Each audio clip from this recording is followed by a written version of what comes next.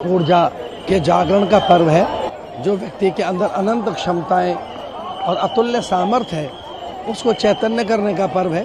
सोमवती अमावस्या पर हम स्नान करने जा रहे हैं, अमृत स्नान।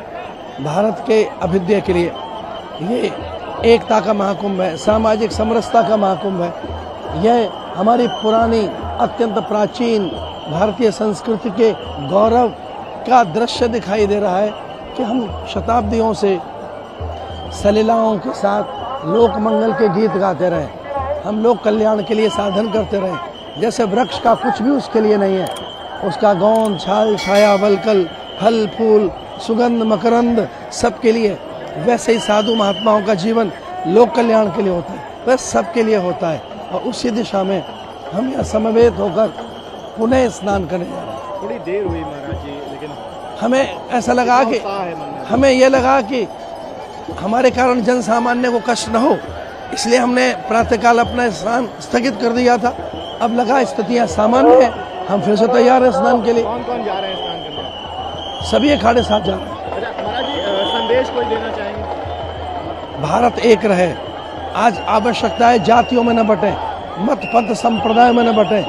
हम किसी भी जाति के हम पहले हिंदू हैं, हम सनातनी हैं। इस बात का हमें गौरव रहे, एक रहे, सशक्त रहे, समर्थ रहे और राष्ट्र के कल्याण के लिए अपना सर्वस्व आहूत करने के लिए तत्पर रहे। देश के तीनों शंकराचार्य एक साथ मौनी अमावस्या में यहाँ पर संगम में त्रिवेणी स्नान कर रहे हैं और सनातनी जनता के लिए अपना आशीर्वाद व्यक्त कर रहे हैं। महाराज जी, जिस तरीके से आज रात में जो घटना हुई है उसको देखिए, क्या कहना चाहेंगे आप? देखिए, दुर्भाग्यपूर्ण है और बहुत सब लोग मर्माहत हैं, लेकिन अभी की तत्काल की जो ज़रूरत है वो यही है कि अब कोई दूसरी ऐसी घटना ना हो, इस बारे में हम लोग सचेत हो जाएं और सब लोगों के इस बारे में संयम बरतते हुए और निर्णय करते हुए कार्य करना चाहिए। श्रद्धालुओं से कुछ कहना चाहेंगे? श्रद्धालुओं से कहना चाहेंगे कि जीवन की सुरक्षा भी धर्म है, जीवन को यूं ही व्यर्थ नहीं कर देना है, इसलिए बहुत संयम के साथ क्रमशः चलते हुए, और ये जितना बड़ा मेला क्षेत्र है सब सारा का सारा कुंभ क्षेत्र ही है, इसलिए किसी एक ही स्थान पर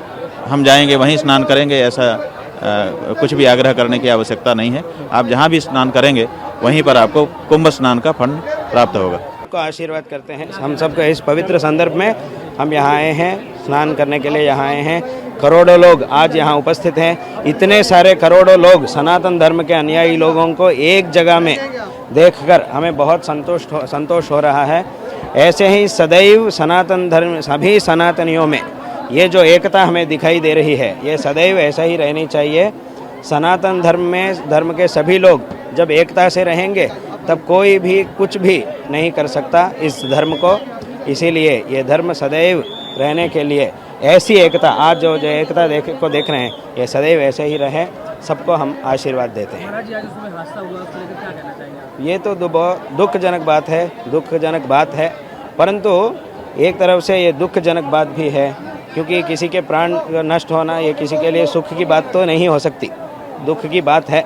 परंतु इसमें भी सोचने का एक बात यह है कि ऐसे पवित्र स्थल में, ऐसे पवित्र संदर्भ में उनका जो देहांत हो गया, उससे उन लोगों को अच्छी गति प्राप्त होगी, उसमें कोई संदेह नहीं है।